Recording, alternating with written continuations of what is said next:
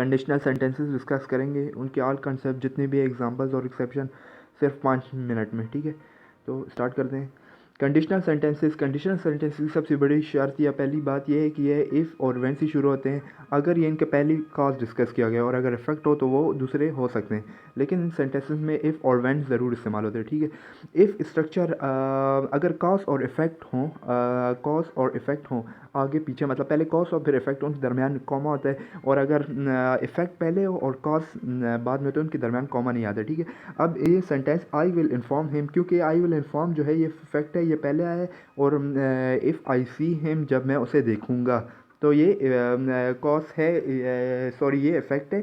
So cause I will inform him, and if I see him, so this is cause, so इधर comma नहीं आएगा। No first types, basically इसकी real conditions की type conditional sentences की 2 types हैं। First is real conditional sentences और second is unreal conditional sentences. जो first real conditional sentences है, इसमें ज़ीरो और फर्स्ट ऑर्डर कंडीशनल है, ये पॉसिबल, इनकी पॉसिबिलिटी या 100% है, 60-80% है, और जो अनरियल है सेकंड और थर्ड ऑर्डर ये इम्पॉसिबल है। तो पहले हम रियल कंडीशनल सेंटेंसेस को डिस्कस करते हैं। रियल कंडीशनल सेंटेंसेस में पहले ज़ीरो ऑर्डर कंडीशनल है, इनमें यूनिवर्सल ट्रुथ और साइंटिफिक फैक्ट को डिस्कस किया जाता है, ये 100% करेक्ट होते हैं, ठीक है। इसके स्ट्रक्चर जो है इसका, तो प्रेजेंट इंडिफिनिट और प्रेजेंट इंडिफिनिट कॉज में भी होगा, प्रेजेंट इंडिफिनिट इफेक्ट में भी होगा, ठीक है। प्रेजेंट इंडिफिनिट अगर कॉज जो है अगर पहले आए तो इनके दरमियान कॉमा आएगा, और अगर इफेक्ट पहले आए तो इनके दरमियान कॉमा नहीं आएगा। तो प्रेजेंट इंडिफिनिट वर्ब के साथ हम एस और ई एस का इजाफा करते हैं। नाउ एग्जांपल्स, इधर 2 एग्जांपल्स डिस्कस किए हैं।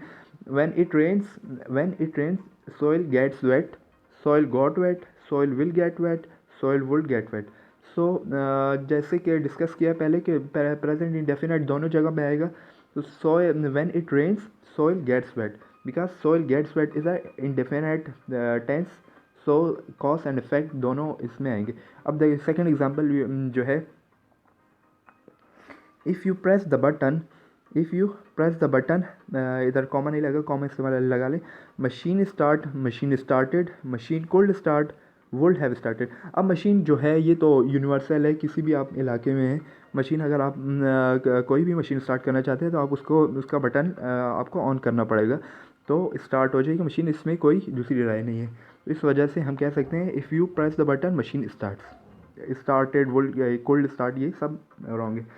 नाउ फर्स्ट कंडीशनल सेंटेंसेस, ये रियल कंडीशनल सेंटेंसेस की सेकंड टाइप है। इसमें प्रोबेबिलिटी लेवल 70% होता है, और इसके स्ट्रक्चर व्हेन और if.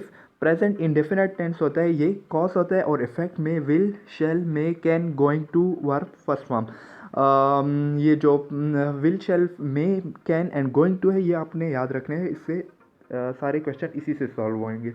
Now verb first form आखिर में इस्तेमाल होती है, ठीक है। Now examples, when she reach home she goes to his room directly, she may go to his room directly, she would go to his room directly. अभी इधर probability है ना, 60-70-80% प्रोबेबिलिटी है कि वो जब घर जाएगी तो सीधा अपने कमरे में जाएगी। She goes to his room directly नहीं है, गलत है, शी मे गो टू, सो ये करेक्ट है। क्योंकि इसमें जो सेंटेंस है वो भी सेकेंड ये फर्स्ट फॉर्म इस्तेमाल हुई है, और उसके साथ मे, ये जो पीछे हमने इसमें मे, शैल, विल, कैन और गोइंग टू इस्तेमाल हुए। ना सेकेंड एग्जांपल है, ये इसमें देखें, इस पहला पॉइंट ये है इसके एग्जांपल में कि जो I am going two by new books, ये इफेक्ट पहले डिस्कस हुआ है, तो इसके बाद कॉमा नहीं आएगा। तो इसके अब कंडीशन लिखी हैं, when I go to, when I went to, when I will go to and when I would. So when I will go to, when I would go to and, so इधर a option correct है। तो I hope ये class आपको अच्छी लगी। ये चीज़ आपने याद रखनी है, will, shall, may, can, going.